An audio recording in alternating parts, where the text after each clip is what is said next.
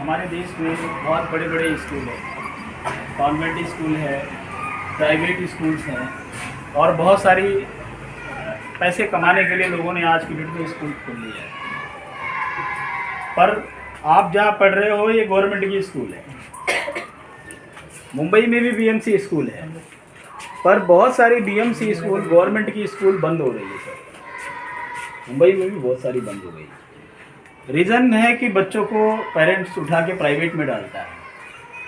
पर ये मेरा नज़रिया है, हो सकता है कि सबका नज़रिया ना हो, लेकिन मैंने ये चीज़ देखा है। और अभी भी आज कई सालों से हम दाणू पालघर साइड में कर रहे हैं ये अभियान को, और आज भी मैंने देखा आते वक्त आपकी स्कूल में बच्चों को जो शिक्षा दी जा रही है, उनसे जो प्रार्थना करवाया जा रहा है, किसी कोई आ रहा है आपके यहाँ पे कोई गेस्ट, तो उसको जो उसका जो स्वागत हो रहा है, और फिर खाना खाने के पहले उनको कुछ वाचन के लिए बोला जा रहा है, तो ये हमारी संस्कृति और ये हमारी पद्धति हमको चाहिए और इसका विकास होना चाहिए।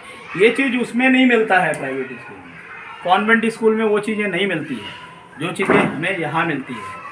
और रही बात गरीबी और अमीरी की, तो मैं बार बार आपको बताता हूँ और आज भी आपको बता रहा हूँ कि मुझे अभी तक इतिहास में कोई ऐसा नहीं लगा कि जो कॉन्वेंट स्कूल में पढ़ के या बहुत बड़े स्कूल में पढ़ के बहुत बड़ा आदमी बन गया।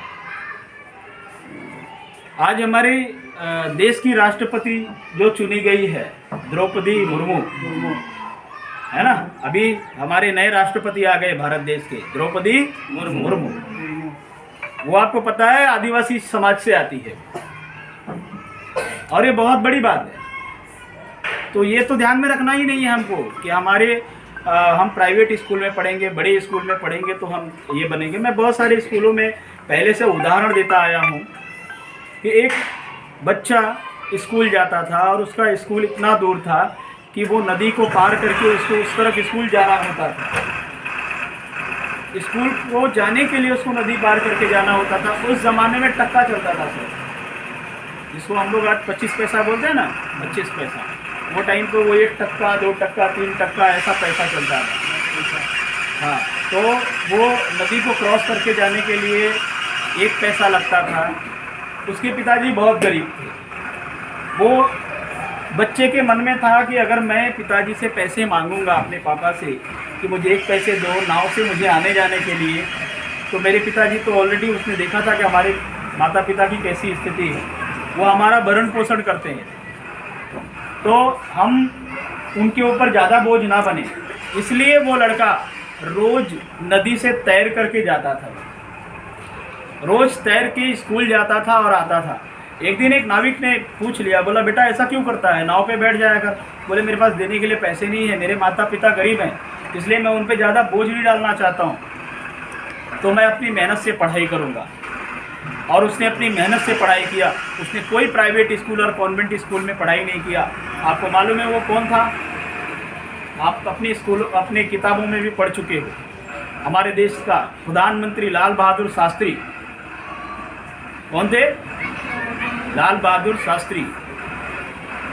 और बड़े बड़े राष्ट्रपति, प्रधानमंत्री, बड़े बड़े मंत्री और बड़े बड़े लोग हुए, वो हम गरीब परिवारों से ही जाते हैं। गरीब होना कोई गलत बात नहीं है, कोई गलत चीज़ें नहीं है। यहाँ हम और हमारे साथ के लोग आए हैं आपको बांटने के लिए, हम बहुत बड़े हैं, ऐसा कुछ भी नहीं है।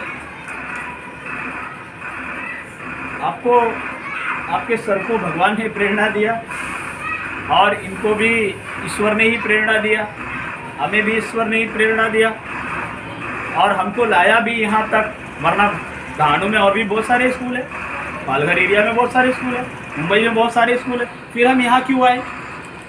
यहाँ क्यों आए? ईश्वर ने हमें भेज दिया और आपसे मिला दिया और आपको लेना था। ये सारा कार्यक्रम ईश्वर के द्वारा हो रहा है, भगवान के द्वारा हो रहा है, हमने नहीं किया और हम कर भी नहीं सकते। तो इस आयोजन के लिए आप सभी लोगों का बहुत बहुत धन्यवाद। सर लोगों का बहुत सहयोग रहा है हमारे साथ में। हमारे पवन जी पहले आए थे, एडवोकेट पवन गरगेरा जी, देखने के लिए, तो उन्होंने भी बहुत अच्छा यहाँ का देख करके फिर उनको प्रेरणा हुई और फिर संगठन में सब कुछ हुआ।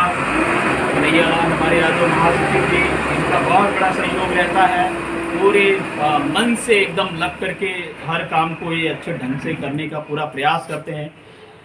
तो सभी का मैं बहुत बहुत धन्यवाद करूंगा और आप सबको भी कि आप सब बढ़िए अच्छे से और अपने माता पिता के साथ में रह कर के आगे बढ़ने की कोशिश करिए। स्कूल और गरीबी किसी को भी आगे बढ़ने से नहीं रोक सकती, यह पक्की बात है। ठीक है।